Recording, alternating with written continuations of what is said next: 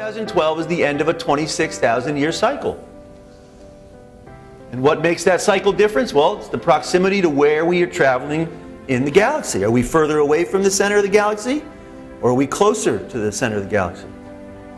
Not a big deal, not an end, it's a shift. The important thing for the physical seasons is one key thing. It's colder in one and it's warmer in the other. If you get your head around that, which everyone has no problem doing, you move into the new season and everything works great. There is one key variable from my perspective between the old season and the new season. The old season on this, in this experience was based in a linear orientation. The dimensional experience was based, in other words, each age is like a lens. Different astrology and cosmology coalesce, kind of like you're looking at a microscope and you see one thing and you flip the lens. Then suddenly you see the same thing, but it looks very different. Same thing, just different physics. Well, different ages shift the lens of perception. The last age, based on where we were and the effect of the stars, it was a linear experience, which meant it's like a diffraction, and everything here on planet Earth experienced this linear trajectory. If you diffract in a line, your past goes that way, and the future goes this way. And so, at any given point, your existence is based on the point, on the line, which people on this planet identify with the body, or the personality.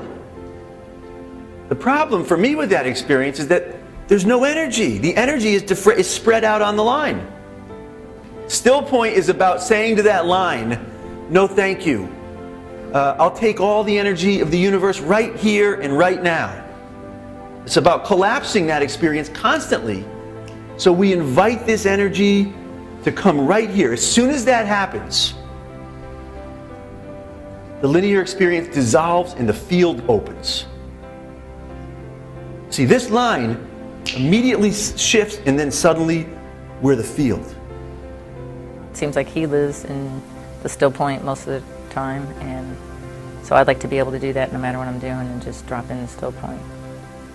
Well, I find that I usually run on pretty high energy, so I find it doing the unwind a lot with my adrenals. It helps me to be in Stillpoint more. So a lot of times I feel stressed. So I find with using the laser, which other than this weekend I have used it in the past, and I just find that when I sleep, it just seems like really solid, like I feel like I'm not, I don't know, I wake up and I feel really relaxed. I have long-standing back pain. I've also spent about 30 years doing meditation, Tai Chi, things like that. So she did her thing, put the laser on me, I was laying down, and what blew me away was that it induced a very deep meditative state. I was more surprised at that than that it would fix my back.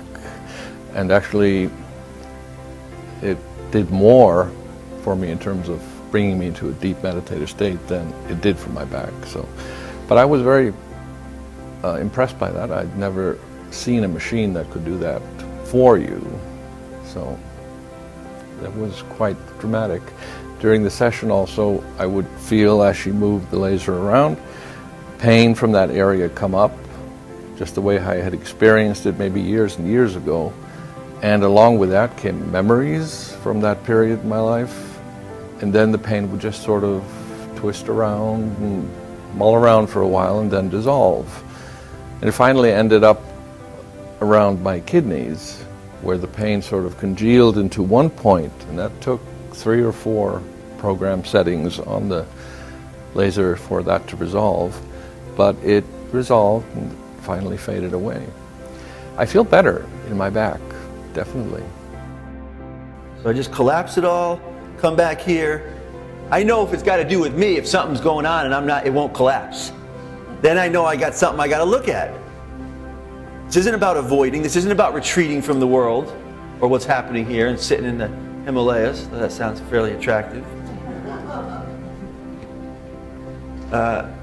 It's about participating and helping change the structures as we enter this new season.